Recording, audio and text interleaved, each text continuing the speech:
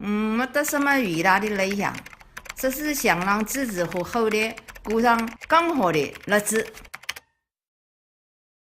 My grandmother was born in rural areas of China in the 1940s.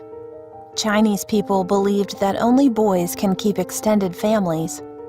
In her childhood, her father didn't love her because she was a girl. My great-grandmother, her mother, always quarreled with my great-grandfather because she didn't give birth to a boy in his family. At last, they divorced and my great-grandmother brought her daughter to the countryside for a new life. In the countryside, grandmother studied hard. When she was 20 years old, China experienced the Cultural Revolution. It made a group of outstanding students not be able to continue school. My grandmother was one of them. Finally, grandmother met my grandfather, then lived a steady life in the countryside through their efforts.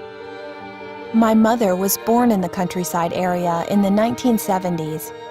Mother liked painting and had a high talent. She completed a lot of good works.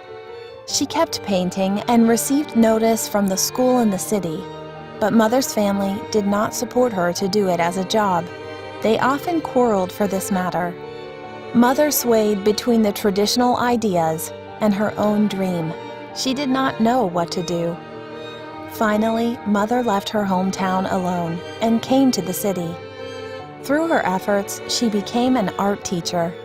Then she met my father and had a child. That was me. I was born in the city area in the 1990s. I am the only child at home and I have had a very happy childhood.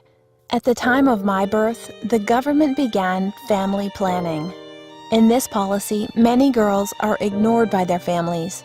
Those brothers who are not legitimate to birth continue to exploit the girls.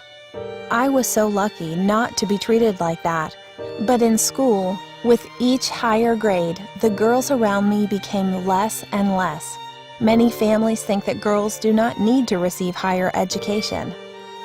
I was very angry and felt helpless for the discrimination that women are experiencing in China. After completing my undergraduate studies, I decided to go to Australia for further study.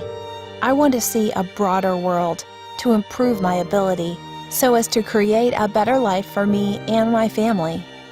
From my own story, it can be said that for my female ancestors, they do not have a specific definition of feminism, but they use their own actions to prove that. With the progress of the times, Chinese women started to have the sense of self-awakening in the thousands of years of oppression.